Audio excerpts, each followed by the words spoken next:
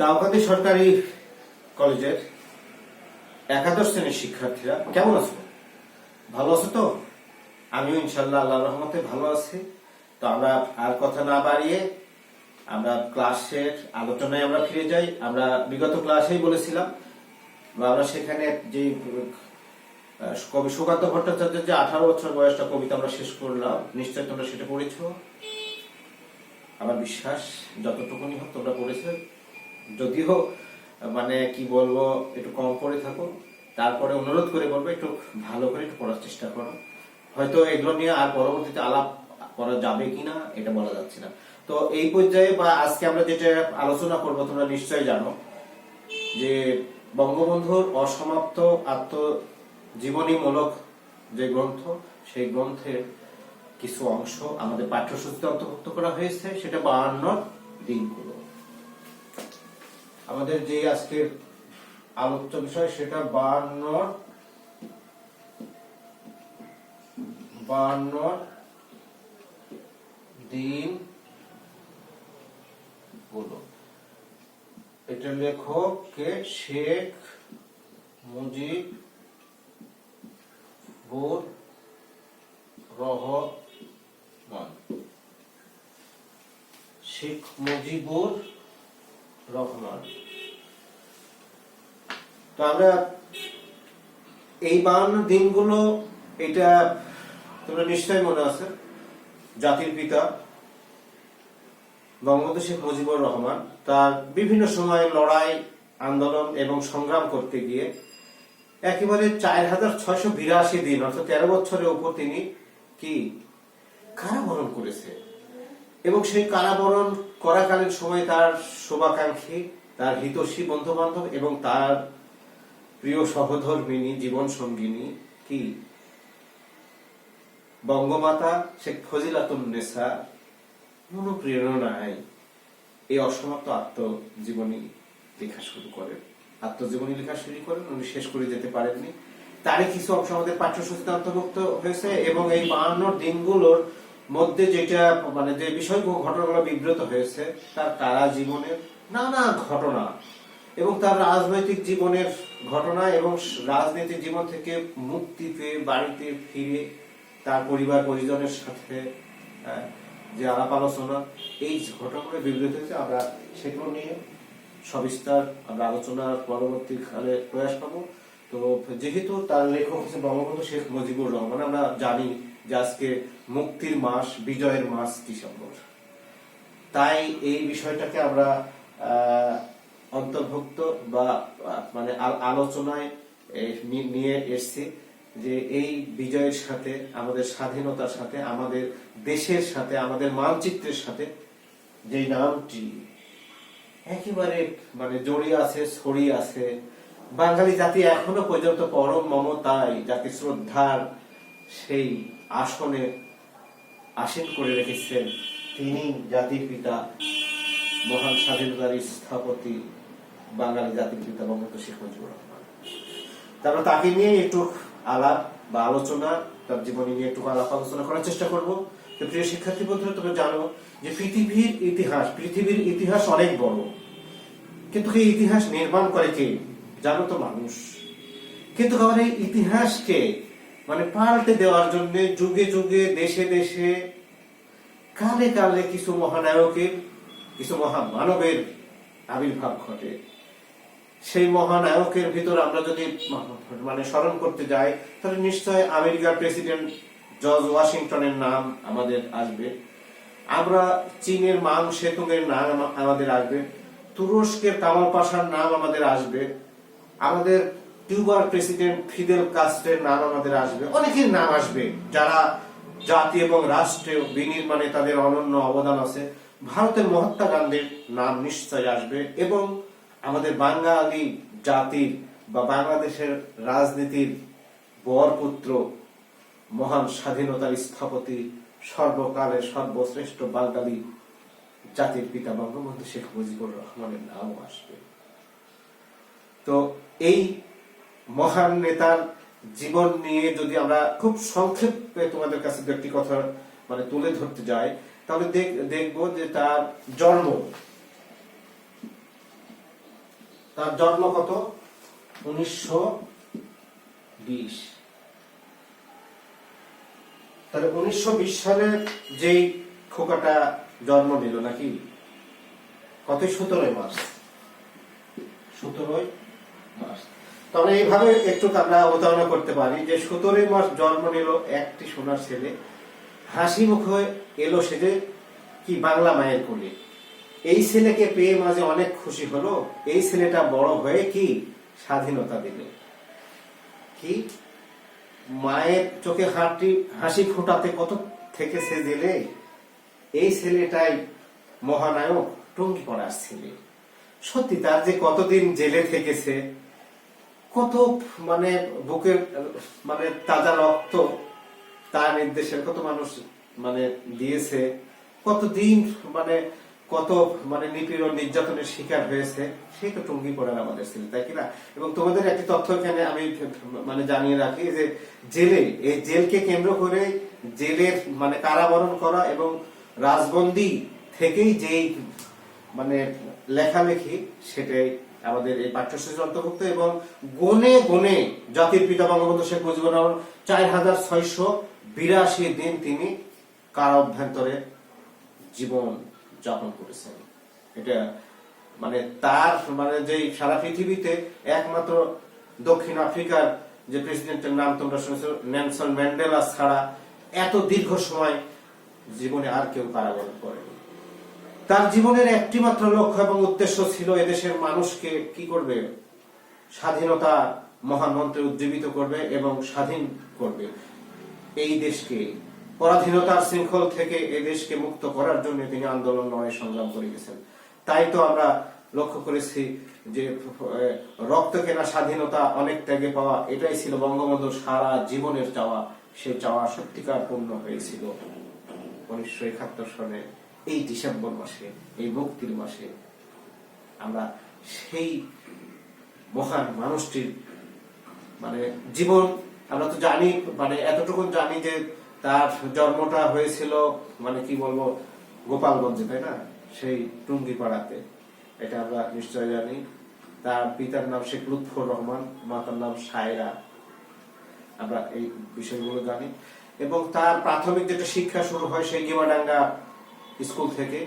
তারপরে তার মানে সেই শিশু বা কৈশোরকালে তার আত্মমানবতা এবং মানুষের প্রতি যে পরম মমতা, এটা শিক্ষা জীবন থেকেই কিশোর বঙ্গবন্ধুর ভিতরে আমরা লক্ষ্য করেছি। নিজের জামা কাপড়, বই পুস্তক, এমনকি ছাতা পর্যন্ত তার গরিব শিক্ষার্থীদেরকে দিয়ে মানবতা শিক্ষা দীক্ষা তিনি আমাদেরকে শিখিয়ে গেছেন। শুধু তাই না, একটা মানুষকে কিভাবে মানে মানে আত্মপ্রত্যয়ী হতে হয় এবং অপরের দুঃখ কিভাবে তাকে মানে যাতনা দিত। যখন কোনো ভিখারি ভিক্ষা করতে আসতো, তিনি মানে অনেক মানে ধামা বলে, ধামা থেকে চাল নিয়ে যে তার সে ভিক্ষুকদেরকে দিতেন এবং তার পিতা মাতাকে বলতেন, বাবা আমাদের মতন ওদেরও খিদা আছে, তাই না? এরকম ভাবেই মানে কি বলবো এই মহান মানুষটি নিজেকে ছেলেবেলা থেকেই নিজেকে তৈরি করেছিল। বিশেষ করে মাধ্যমিক স্কুলে পড়াশোনার কালীন সময় শেরেবাংলাকে ফজলুল হক যে স্কুলটি, তার স্কুলে যখন কি বলবো পরিদর্শনে গেছিলেন, তাদের পথ রুদ্ধ করে হোসেন শহীদ সোহরাওয়ার্দী এবং একে শেরেবাংলাকে ফজলুল হকের পথ রুদ্ধ করে তার দাবি দাওয়া আদায় করেই ছেড়েছিলেন। যে স্কুলের তার যে ইয়ে ছিল কি বলে হোস্টেল ছিল, হোস্টেল নির্মাণের জন্য তাদের কাছ থেকে অর্থ আদায় করে তিনি ছেড়েছিলেন। এমনই বিচক্ষণ কি বলবো একজন শিক্ষার্থী ছিল সে, কিশোর বয়সী। তার এমন সাহস দেখে, উদ্দীপ্ত সাহস দেখে শেষ পর্যন্ত শেরবাংলাকে ফজলুল হক বলেছিল, তুমি এত সাহস পাও কোথায়? তো আপনাদের কাছ থেকে তো আমি সাহস পেয়েছি, কারণ আপনারা তো আত্মমানবতার জন্য, এদেশের মানুষের মুক্তির জন্য, তাদের ন্যায্য অধিকারের জন্য আপনারা তো আন্দোলন লড়াই সংগ্রাম চালিয়ে যাচ্ছেন, আপনাদের কাছ থেকে তো শিখেছি। তাই সেদিন শেরবাংলাকে ফজলুল হক বলেছিল, হোসেন শহীদ সোহরাওয়ার্দী বলেছিল যে এই ছেলে বড় হয়ে একদিন এদেশের নেতৃত্ব দেবে। সত্যি সত্যি সেই দিনের সেই কথা অক্ষরে অক্ষরে পালন হয়েছিল। এই দেশকে পিছিয়ে ফিরে তাকাতে হয়নি। সেই মানে মানে কি বলবো মাধ্যমিক পরীক্ষা শেষ করে, ইন্টারমিডিয়েট পরীক্ষা শেষ করে মানে পাশ করে একেবারে ইয়ে কি বলে কলকাতার ইসলামিয়া কলেজ থেকে ডিগ্রি পাশ করে তিনি ঢাকা বিশ্ববিদ্যালয়ের আইন বিভাগে তিনি ভর্তি হয়েছিলেন। এবং দুর্ভাগ্যজনক হলো সত্য যে তৎকালীন সময়ে আইন বিভাগে পড়াকালীন সময়ে এই ঢাকা বিশ্ববিদ্যালয়ের চতুর্থ শ্রেণীর কিছু কর্মচারীরা তাদের ন্যায্য দাবি দেওয়া আদায় করেন এবং তৎকালীন ভিসি বা প্রশাসনের সাথে তাদের আন্দোলন হয়। সেই আন্দোলনে জাতির জনক বঙ্গবন্ধু শেখ মুজিবুর রহমানও সম্পৃক্ততা ঘোষণা করে। শেষ পর্যন্ত ছাত্রত্ব চলে যায়। সামান্য কিছু জরিমানার বিনিময়ে তার পুনরায় ছাত্রত্ব ফিরিয়ে আনতে বললেও তিনি আর সেখানে ফিরে আসেননি। এরপর এদেশের দেশ মাতৃকার জন্য, এদেশের মানুষের ন্যায্য অধিকার আদায়ের জন্য, নিপীড়িত নিষ্পেষিত নির্যাতিত মানুষের মানে অধিকার আদায়ের জন্য তিনি নিজেকে মানে সামিল করেছেন আন্দোলন, লড়াই, সংগ্রামে। যার পর তিনি মানে দলের সর্বোচ্চ পদে পদায়ন হয়েছেন, মন্ত্রিত্ব পেয়েছেন এবং জাতীয় পরিষদে তার যে অমূল্য মানে বক্তব্য বা ভাষণ, তার পরবর্তীতে মানে আরো অন্যান্য জায়গাতে, বিশেষ করে আমরা তো নিশ্চয়ই জানি 1969 সনে আজকে বাংলাদেশের যেটা নামকরণ আমরা বলি, আমাদের নিশ্চয়ই মনে আছে যে শেরেবাংলা ফজলুল হক 5 ডিসেম্বর 1969 শেরেবাংলা ফজলুল হক এবং হোসেন শহীদ সোহরাওয়ার্দীর মাজারে দাঁড়িয়ে জাতির পিতা বঙ্গবন্ধু শেখ মুজিবুর রহমান বীরত্ব কণ্ঠে বলেছিলেন। এর আগে বিশেষ করে কয়েকজন মানে দেশ বরেণ্য শিক্ষাবিদকে, ডক্টর ইনামুল হক থেকে শুরু করে আবুল ফজল, আবুল হোসেন, এই ধরনের কিছু মানে শিক্ষাবিদদেরকে বলেছিলেন যে এই দেশের একটা সুন্দর একটা নাম দিতে। কেউ এর ইতিপূর্বে নাম দিয়েছিল বাংলাদেশ, মানে বাঙ্গালা, তারপরে বঙ্গদেশ, পূর্ব বাংলা, পূর্ব পাকিস্তান, এরকম নামে কিন্তু অভিষিক্ত করেছিল। কিন্তু জাতির পিতা বঙ্গবন্ধু শেখ মুজিবুর রহমান 1969 সালের সেই 5 ডিসেম্বর শেরেবাংলায় ফজলুল হক এবং হোসেন সোহরাওয়ার্দীর মাজারে দাঁড়িয়ে বলেছিলেন, আর পূর্ব বাংলা নয়, আর বঙ্গদেশ নয়, আর পূর্ব বাঙ্গালা নয়, 7.5 কোটি বাঙালির পক্ষ থেকে ঘোষণা করছে আজ থেকে এই আবাসভূমির নাম হবে বাংলাদেশ। সুতরাং তাকে আমরা এই বাংলাদেশের নামকরণ, যদিও ইতিপূর্বে পাকিস্তানের জাতীয় পরিষদের এই বাংলাদেশ নামটা তিনি ভরাট কণ্ঠে উচ্চারণ করেছিলেন, যার জন্য আমরা তাকে জাতির পিতা হিসাবে স্বীকৃতি দিই। কারণ বাংলাদেশের নামকরণ শুধু জন্ম দিয়ে খান হয়নি, বাংলাদেশ নামকরণটাও এই জাতির পিতা তিনি করেছিলেন। 1973 সালে জুরি কুরি তিনি কি পান, তিনি একটা পুরস্কার পান এবং 1969 সালে আমরা জানি যে ছাত্র জনতা তাকে বঙ্গবন্ধু উপাধি দেন। যা তারপর থেকেই তো তিনি নেতাতে পরিণত হয়ে যান এবং নেতার থেকে আজকে আমাদের এই পিতা। প্রিয় শিক্ষার্থী বন্ধুরা, 6 দফা ঘোষণা, তার শুধু 6টি মানে ঘোষণা মানে যেন 6টা বোমা এদেশের স্বাধিকার, অধিকার এবং ন্যায্য দাবি দেওয়া আন্দোলনের জন্য এবং এই বাংলাদেশ নামের একটা স্বাধীন সার্বভৌম রাষ্ট্র মানে বিনির্মাণের 6 দফার প্রত্যেকটি দফা আজকে বাঙালি জাতিরা শুধু স্মরণ করে নয়, লালন পালন করে এবং তার সেই 6 দফা যে 6টা অ্যাটম বোমা ছিল বিশেষ করে পূর্ব পাকিস্তানিদের কাছে, এটা আজকে স্পষ্ট হয়ে আছে। আমরা নিশ্চয়ই জানি তার যে স্বাধীনতার যে ঘোষক বা ঘোষণা, বিভিন্ন লড়াই, আন্দোলন, সংগ্রাম এবং এই দেশকে মহান মুক্তিযুদ্ধে উজ্জীবিত করার জন্য 7ই মার্চের ভাষণ আজকে শুধু বাংলাদেশের সম্পদ নয়, আজকে বাংলা সারা পৃথিবীর মানে ঐতিহ্যের দলিল হিসেবে ইউনেস্কো সেটাকে অন্তর্ভুক্ত করে বাঙালি জাতিকে, বাংলাদেশকে এবং বঙ্গবন্ধুর 7ই মার্চের ভাষণ, পৃথিবীতে অনেক মানুষের অনেক ভাষণ আছে, কিন্তু এইভাবে বঙ্গবন্ধুর যে 7ই মার্চের যে ভাষণ, এই ভাষণ আর কোন জাতিকে এমন ভাবে উদ্দীপ্ত বা প্রদীপ্ত করতে পারেনি। সেই মানে বংশীধ্বনির মতন মানে কি বলবো, দলে দলে সেই স্বাধীনতার মহান মন্ত্রে উজ্জীবিত হইতে এই ভাষণটা যে কি পরিমাণ কাজে পরিণত হয়েছিল, এটা আজকে সারা পৃথিবীর মানুষ আজকে অনুভব বা উপলব্ধি করতে পেরেছে। এই ভাষণের মানে প্রতিটা মানে বাক্যে এক অবিনাশী এক মানে নির্যাস এক বাক্য, যে বাক্যগুলো আজও যেন দেশপ্রেমী এদেশে বাঙালির মানে মনে চির জাগ্রত হয়ে আছে। আমরা নিশ্চয়ই সেই ভাষণটা আমরা শুনি এবং সর্বাধিক পৃথিবীতে যত ধরনের মানে যে সামান্য বিশেষ করে 4টি যে মানে সেরা সর্বকালের সর্বশ্রেষ্ঠ ভাষণ, তার ভিতরে অন্তর্ভুক্ত হয়েছে এই 7ই মার্চের ভাষণটা। আজকে বঙ্গবন্ধু বিশ্ববন্ধুতে পরিণত হতে চলেছে, কারণ আজকে সারা পৃথিবীর ব্যাপী বঙ্গবন্ধুর যে আদর্শ, তার যে চিন্তা চেতনা এবং তার যে কর্ম সম্পাদন, সেটা বাঙালি আজকে খুব গভীরভাবে অনুভব করছে।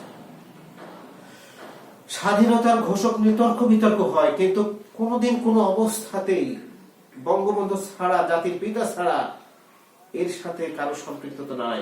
বড়দের পাঠক হিসাবে পাঠক আর ঘোষক কখনোই কোন রকম একই ব্যক্তি হতে পারে না। একই ব্যক্তি মানে তাদের সম্মান, দাম, মর্যাদা অনেক অনেক আকাশ পাতাল পার্থক্য।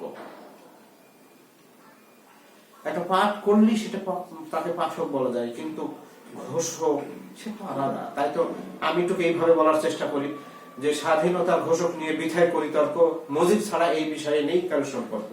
মেজর জিয়া পাঠ করেন শেখ মুজিবের পক্ষে, ধারণ করা আছে সেটা ইতিহাসের পক্ষে। পাঠক এবং ঘোষক দুইটি ভিন্ন রকম শব্দ, ব্যঞ্জনতার পাল্টে দিয়ে করছে ওরা জব্দ। ইতিহাসকে চাই না মশা এইটুকি যা রক্ষে, মেজর জিয়া পাঠ করেন শেখ মুজিবের পক্ষে। প্রিয় শিক্ষার্থী বন্ধুরা, এই বিষয়গুলো আমাদের একটু শিক্ষার্থী হিসেবে আমাদের জানা দরকার যে আসলে এক সময় এই ইতিহাসকে মানে ভিন্ন ভাবে প্রভাবিত করার চেষ্টা করা হয়েছে, কিন্তু ইতিহাস কাউকে ক্ষমা করে না। সত্য একদিন দিবালোকের মধ্যে মতোই মানে অন্ধকার ভেদ করে আলোর পথে চলে আসে। আজকে স্পষ্ট যে সত্যিকার অর্থে এই দেশ বিনির্মাণে, এই দেশের লড়াই, আন্দোলন, সংগ্রামে কার কতটুকু অবদান আজকে জাতি হিসাবে আজকে জাতি অনেকটা স্পষ্ট এবং পরিষ্কার হয়ে গেছে। না, বঙ্গবন্ধুর অবদানই সর্বোচ্চ অবদান, এবং সত্যিকার অর্থে তার বুকের তাজা রক্ত ঢেলে দিয়ে এই দেশের মানুষের মানে চাওয়া পাওয়াকে শেষ পর্যন্ত পরিণত করে গেছে। প্রিয় শিক্ষার্থী বন্ধুরা, তোমরা এই জন্যই বিশেষ করে আমরা মানে বঙ্গবন্ধুর যেই মানে তার যে বর্ণাঢ্য যে মানে জীবন, এই জীবনে তার যেমন আত্মমানবতার সেবায় নিজেকে প্রথমে আমরা নিয়োজিত করতে দেখেছি, তারপরে তার যৌবনকালে একেবারে লড়াই, সংগ্রাম এবং আন্দোলনে মিশে তিনি এই দেশের মানুষকে মুক্ত করে এই দেশকে স্বাধীনতা মহান মন্ত্রে উজ্জীবিত করে তিনি ক্ষান্ত হননি। হ্যাঁ, স্বাধীনতা এনে দিয়েছেন। তাকে বন্দী করা হয়েছে, তার মানে মানে জেলখানায় রেখে তাকে কবর দেখানো হয়েছে যে তাকে হত্যা করা হবে, তাকে ফাঁসি দেওয়া হবে প্রহসনের বিচারের মাধ্যমে। কখনোই কোনো কিছুতেই তিনাকে কি দমানো যায়নি। এমন দেশপ্রেম ছিল, বলেছে যে তোমরা আমাকে হত্যা করবে ঠিক আছে, কিন্তু আমার মৃত্যুর পরে আমার লাশটা যেন আমার বাংলাদেশে পাঠিয়ে দেওয়া হয়, আমার বাঙালির কাছে পাঠিয়ে দেওয়া হয়। এমনই দেশপ্রেমে উজ্জীবিত একটা মানুষ ছিল। তার সবচাইতে বড় দুর্বলতা এই দেশের মানুষকে তিনি খুব বেশি ভালোবাসতেন, আর এই ভালোবাসার চরম মূল্য তাকে জীবন দিয়ে দিতে হলো। প্রিয় শিক্ষার্থী বন্ধুরা, যেই মানুষটা এই দেশ দিল, একটা সংবিধান দিল, একটা ওই আমাদের পতাকা আর ওই আমাদের গান, শেখ মুজিবের দান, ধন্য শেখ মুজিব ধন্য, একটি স্বাধীন দেশ পেয়েছি আমরা তোমার জন্য, যে ধন্য আমরা হয়েছিলাম, সেই মানুষটি শেষ পর্যন্ত কি করলো? 15ই আগস্ট পৃথিবীর ইতিহাসে নির্মম এবং নিষ্ঠুর ভাবে তাকে হত্যা করা হলো। শুধু তাকে হত্যা করে ক্ষান্ত করা হলো, তার পরিবারের, তার শেখ কামাল জামাল এবং তার 2 পুত্রবধূ এবং শিশু রাশেদকে হত্যা করেছিল সেদিন। আমি মনে করি এবং বিশ্বাস করি শিশু রাশেদকে হত্যা করে ওরা মানবতাকে হত্যা করা হয়েছিল।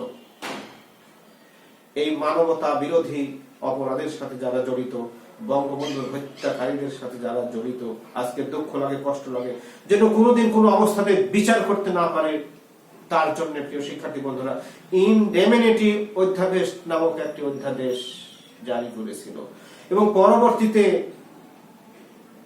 কি বলবো তৎকালীন এই জেনারেল জিয়া সেটাকে একেবারে আইনে পরিণত করেছিল, যেন আর কোনোদিন বঙ্গবন্ধুর হত্যাকারীদের বিচার করা না হয়।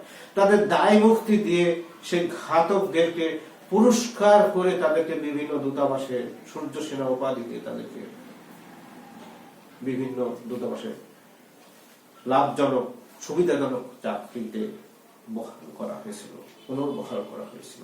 এই লজ্জা, এই দুঃখ আমরা রাখবো কোথায় প্রিয় শিক্ষার্থী বন্ধুরা? ইনডেমিনিটির ভাষাটা কি ছিল তোমরা শিক্ষার্থী একটু জানার একটু প্রয়োজন আছে বলে আমি মনে করি। দেখো, আমাদের পবিত্র একটা সংবিধান, একটা রাষ্ট্র পরিচালনার একটা দলিল। সেই জায়গাতে যদি লেখা হয় যে গণপ্রজাতন্ত্রী বাংলাদেশ সরকারের পরিবর্তন, সামরিক আইন জারি এবং 15ই আগস্ট ঘটনাবলীর সাথে জড়িত ব্যক্তিদের আইনের আওতামুক্ত রাখা হলো, প্রিয় শিক্ষার্থী বন্ধুরা, তাহলে এটা কেমনে কিভাবে আমরা মেনে নিতে পারি? জাতি হিসেবে আমরা কত নিচে নেমেছিলাম যখন এটাকে সংবিধানে যখন অন্তর্ভুক্ত করা হয়। একটা মানুষকে হত্যা করলো, এই হত্যার বিচার কোনোদিন করতে পারবে না, এই জন্য দায়মুক্ত একটি আইন ইনডেমিনিটি অধ্যাদেশ জারি করা হয়েছিল। প্রিয় শিক্ষার্থী বন্ধুরা, এটা কোন লজ্জার কথা, কোন দুঃখের কথা, কোন যাতনার কথা বা বেদনার কথা।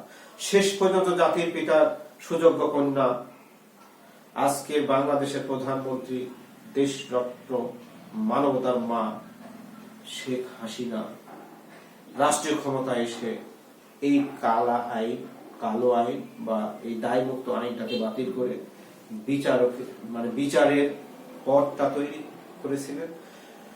পরবর্তীতে বিচার কার্যক্রম দীর্ঘ দিন পর বিচার কার্যক্রম হয়েছে এবং সেই ঘাতক আত্মস্বীকৃত খুনিদের বিচারের রায় আংশিক ভাবে হলেও এখনো কিছু বাইরে পলাতক আছে, তাদেরকে এখনো রায়টা কার্যকর হয়নি, তবে অনেকের রায় কার্যকর হয়েছে। এটাই আমাদের জাতিগত ভাবে আমাদের অনেক চাওয়া এবং পাওয়া বলে আমরা মনে করি এবং বিশ্বাস করি। আত্মস্বীকৃত খুনি কর্নেল ফারুক বলেছে, আমি মুজিবকে হত্যা করেছি, পারলে আমার বিচার করো। এটা তো এত দম্ভ। আজকে ফারুক কোথায়? কোন মানুষের দম্ভ করা উচিত না, সেটা আল্লাহ দম্ভকারীকে পছন্দ করে না। আল্লাহর ইচ্ছায় তো তাদের অনেকের বিচারের রায়টা কার্যকর হয়েছে, সংবিধান কিছুটা হলেও কলঙ্ক মুক্ত হয়েছে। এটি জাতি হিসাবে আমাদের চাওয়া বা যখন আমরা এইভাবে যদি আমরা কি বলবো শেষ পর্যন্ত, হ্যাঁ, তাহলে কি হলো 1975 15ই আগস্ট তার মৃত্যু। শিক্ষার্থী বন্ধুরা, এটা 15 আগস্ট এটা আমরা জানি। 15 আগস্ট তার মৃত্যু। এই মৃত্যুর মধ্যে দিয়ে বাংলাদেশের আজকে যদি বঙ্গবন্ধু বেঁচে থাকতেন, তাহলে বাংলাদেশ আজকে কোন জায়গাতে যাইতে, এটা বলার, আজকে একটি উন্নত রাষ্ট্রে পরিণত হতো। তাই বঙ্গবন্ধুর জীবনী আমাদের জানা, শিক্ষার্থী হিসাবে, এদেশের প্রকৃত নাগরিক হিসাবে আমাদের জানাটা খুব বেশি প্রয়োজন বলে আমরা মনে করি। বঙ্গবন্ধুকে না জানলে আমরা অনেক কিছুই এই ইতিহাস জানবো না। একটা মানুষ কিভাবে দেশপ্রেমে উজ্জীবিত হয়, একটা মানুষের জীবনে যেই কি বলবো বেড়ে উঠতে গেলে তার নীতি নৈতিকতা, আদর্শ এবং দৃঢ় মনোবল, এবং একটি মানুষ কত চমৎকার ভাবে বাণী বিন্যাস করতে পারে বা বক্তব্য প্রদান করতে পারে, এবং তার কথাগুলো আত্মপীড়িত, দুর্দশাগ্রস্ত এদেশের মানুষের মনে কোঠায় একেবারে যেন কর্ণকুহরে বসে গেছে তার সেই কথাগুলো। তার দেশপ্রেমের উজ্জ্বল স্বাক্ষর সব ক্ষেত্রেই জড়িয়ে আছে, ছড়িয়ে আছে। তাই জাতি গভীর শ্রদ্ধা এবং পরম মমতায় আজও বঙ্গবন্ধুকে স্মরণ করছে। আজও তার অসমাপ্ত কাজগুলো সমাপ্ত করার জন্য তারই সুযোগ্য কন্যা মাননীয় প্রধানমন্ত্রী জননেত্রী শেখ হাসিনা নিরলস ভাবে তিনি কাজ করে যাচ্ছেন এই দেশের উন্নয়ন এবং অগ্রগতির জন্য। আজকে বাংলাদেশ কোন অবস্থাতে আজকে থেমে নাই। আজকে মজার বিষয় হচ্ছে, বাংলাদেশ আজকে বিশ্বের অনেক উন্নত দেশের সাথে পাল্লা দিয়ে আজকে দুরন্ত দুর্বল গতিতে উন্নয়নের মহাসড়ক পদার্পণ করেছে জননেত্রী শেখ হাসিনার নেতৃত্বে। হ্যাঁ, আমরা জানি এবং বুঝি অনেক জায়গাতে অনেক অনিয়ম, অসঙ্গতি বা দুর্নীতি আজকে আছে। আজকে এই দুর্নীতির কি বলবো এই শেকলকে একবার টেনে ধরার জন্য জননেত্রী শেখ হাসিনা যেখানে দুর্নীতি সেখানে তার অ্যাকশন। আজকে আমরা জাতি হিসেবে আমরা এদেশের নাগরিক হিসেবে, শিক্ষক হিসেবে তোমরা এবং আমরা সেটা আমরা জানতে পারছি। যদি যদি এদেশের মানে দুর্নীতিকে যদি সহনীয় মাত্রায় যদি মানে আনা যায়, তাহলে দেখা যাবে আজকে বাংলাদেশের যে পদ্মা সেতু অনেক ষড়যন্ত্র ফলে আজকে স্বপ্নের পদ্মা সেতু যেভাবে নির্মাণ হচ্ছে, এবং অনেক সেতু নির্মাণ করা একটা বছরই সম্ভব যদি আমরা দুর্নীতিকে আমরা যদি মানে কি বলবো অনেকটা যদি নিয়ন্ত্রণে আমরা রাখতে পারি কেউ শিক্ষার্থী বন্ধুরা। তাই আমরা এই বঙ্গবন্ধুর জীবন, আত্মজীবনী মূলক যে কি বলবো তার যে অসমাপ্ত আত্মজীবনী, এই অসমাপ্ত আত্মজীবনীটা আমরা যদি পাঠ করি এবং তার 52 দিনগুলো যদি পাঠ করি, তাহলে একটা প্রকৃত মানুষ হওয়ার সাধনায় তো একটা মানুষের সাধনা হওয়া উচিত। তাহলে প্রকৃত খাঁটি একটা মানে বাঙালি হিসাবে আমরা, এবং তার মানে কারাগারের যেই মানে মানে অসহনীয় যেই যন্ত্রণাগুলো তিনি ভোগ করেছেন, এবং সেখান থেকে যে নিজেকে আগামী দিনের জন্য প্রস্তুত করেছেন, এই বিষয়গুলো আমরা জানতে পারবো এবং বুঝতে পারবো। তাই সময় উপযোগী এই মানে মানে আমাদের পাঠ্যসূচির যে বিষয়বস্তু, সেটা নিশ্চয়ই আমরা ভালোভাবে একটু পাঠ করব। আমরা আগামী দিনে এই মানে পাঠ্যসূচির যে মানে 52 দিনগুলো মানে আছে, সেই 52 দিনগুলো আমরা চমৎকার ভাবে পাঠ করার চেষ্টা করব। এর মানে সবিস্তার আমি তোমাদের মাঝে একটু আলোচনার চেষ্টা করবো, তোমরা ভালোভাবে এই বিষয়টা করবে। কারণ বঙ্গবন্ধু মানেই আজকের এই বাংলাদেশ। বঙ্গবন্ধু জন্মেছিল বলেই আমরা এই স্বাধীন দেশটা পেয়েছি, যাতে পরাধীনতার গ্লানি আজও আমাদের সে বহতা নদীর মতো বোধ আমাকে বয়ে বেড়াতে হতো। সুতরাং আমরা বঙ্গবন্ধুকে আমরা জানবো, বাংলাদেশকে জানবো, এবং দেশপ্রেমী নাগরিক হিসাবে আগামী দিনে আমরা নিজেকে তৈরি করব, প্রস্তুত করব। এদেশে যদি কখনো কোনো কি বলবো স্বাধীনতা, সার্বভৌমত্ব, এদেশের মানচিত্র, এদেশের ভূখণ্ড, এদেশের পতাকা নিয়ে যদি কোনো ষড়যন্ত্র হয়, বা কোনো কেউ যদি এগুলো যদি সেই খামচে ধরার যদি চেষ্টা করে, অপসারণ করার চেষ্টা করবে, আমরা দেশপ্রেমী নাগরিক হিসাবে, শিক্ষার্থী হিসাবে আমরা যৌক্তিকভাবে যেন এগুলো মোকাবিলা করতে পারি, প্রতিরোধ করতে পারি। আমরা যেন দেশপ্রেমের মানে উজ্জীবিত হয়ে দেশপ্রেমী নাগরিক হিসেবে আগামী দিনের বাংলাদেশ বিনির্মাণের জন্য আমরা নিজেকে যেন প্রস্তুত করতে পারি। বঙ্গবন্ধুর জীবন এবং দর্শন আমরা বক্ষে ধারণ করে এবং মহান রব্বুল আলামিনকে স্মরণ করে আমরা যেন উন্নয়নের পথে, প্রগতির পথে, শিক্ষার পথে, আলোর পথে আমরা আলোকিত হতে পারি, পথ চলতে পারি। এই দীপ্ত প্রত্যয় ব্যক্ত করে আমি আমার এই আজকের এই ক্লাসটি এখানে মানে শেষ করছি।